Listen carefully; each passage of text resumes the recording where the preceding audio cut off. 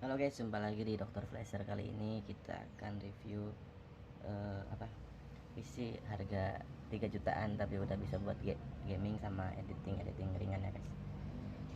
Jadi PC saya ini speknya Core i7 Gen 3, RAM-nya 16 GB, VGA-nya GT 430 2 GB, sama harddisk 1 TB. Ini ada SSD-nya, cuman tadi ada yang beli tapi pas kita stok lagi kosong, jadi terpaksa kita jual dulu.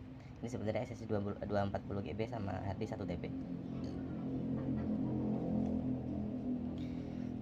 Kemudian kalau untuk fan-nya, kita fan prosesornya pakai Jonesbo itu fan prosesor yang RGB ya, ada RGB-nya.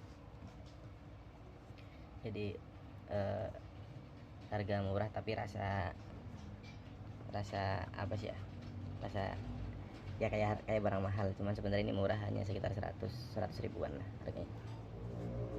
Untuk VGA-nya kita pakai cukup GT 730 GT 430, tapi kalau buat editing ringan kayak misalnya Premiere Pro, tapi yang durasi sekitar 10 ke bawah, 10 menit ke bawah itu masih kuat, cuman rendernya emang agak lama ya, maklum lah.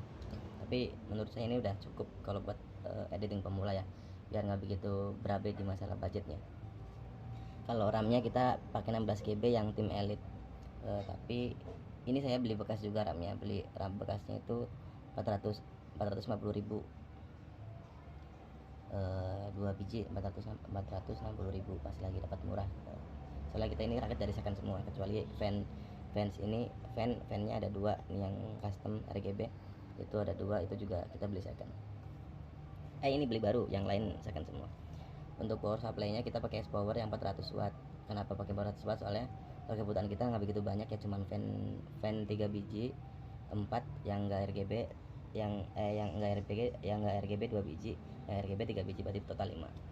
Terus RAM-nya juga cuma 16 GB, VGA-nya juga yang 2 GB kecil, jadi 400 watt masih kuat, masih mampu. Tapi ini walaupun 400 watt, cuman yang pure ya, maksudnya bronze-nya 80% plus. Kalau untuk harddisknya kita pakai Seagate yang 1 TB.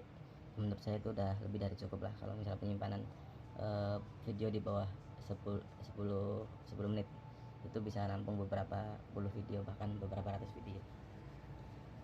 Kalau untuk casingnya kita pakai casing apa sih ini, casing kaleng-kaleng, bukan casing bagus, tapi full ATX. Jadi untuk mobo yang gede bisa. Kalau misalnya casing baru sekarang kan rata-rata kan pakai micro ATX, jadi mobonya kecil. Kalau dari dulu emang saya suka yang full ATX. Jadi di samping awet mobo yang full ATX ini, kita pakainya PD ya, maksudnya walaupun harian dia kuat, jarang ada trouble. Untuk fan-nya yang yang RGB 2 biji itu kita pakai Infinity, harganya 50 ribuan, murah. Jadi kalau di total Mobo plus prosesor itu harganya 1,3an ya. Ini itu juga 3 sama Mobo gigabit itu 1,3, ditambah ini VGA-nya ada VGA-nya 500 ribu taruhlah, berarti 1,8. RAM-nya 500 lah taruhlah, berarti 2,3 ditambah harddisknya 300, 1 TB, cuman dia second, berarti 2,6 ditambah apalagi ini yang kelihatan power supply-nya 250 ribu, berarti 2,850 berarti masih ada 150 lagi. Kalau casing ini second ini paling sekitar 50 ribuan, berarti 2,9. Yang 100 ya kayak misalnya ini kabel-kabel dan sebagainya, itu taruhlah, anggaplah kita jual, kita beli totalnya 100 ribu lah.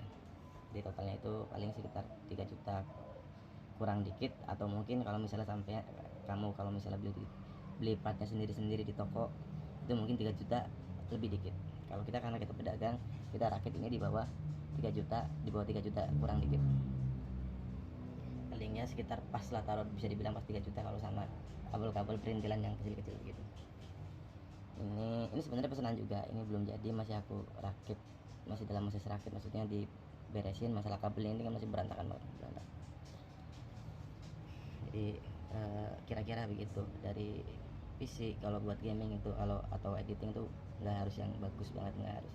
Yang penting kita tahu apa ya, kita tahu fungsinya kita tuh buat apa. Kalau sekedar buat editing ringan, ini kayak gini udah lebih dari cukup, menurut saya udah lebih dari cukup. Kalau sekedar Photoshop, apalagi kayak misalnya SketchUp atau Corel Draw, ini udah lebih dari cukup. Itu juga generasi 3, RAM 16 GB, VGA 2 GB itu udah cukup banget menurut kita. Kenapa kita bikin konten ini? Soalnya banyak teman-teman yang pikirannya komputer editing tuh harus spek dewa, itu enggak, menurut saya enggak. Kalau buat kita, menurut kita sih sesuai kebutuhan aja. Kalau kebutuhannya cuma buat ya gitu-gitu doang, ya ini lebih dari cukup. Kalau misalnya kebutuhannya buat kayak misalnya rendering video yang lebih dari 10 menit, itu emang ini saya nggak rekomendasiin. Cuman kalau yang di bawah 10 menit ini saya rekomend banget, masih mending pakai yang kayak ini dulu sebelum kita upgrade ke editing yang lebih tinggi lagi. Jadi ntar kita semakin tinggi editingnya, semakin gede speknya gitu. Udah gitu aja.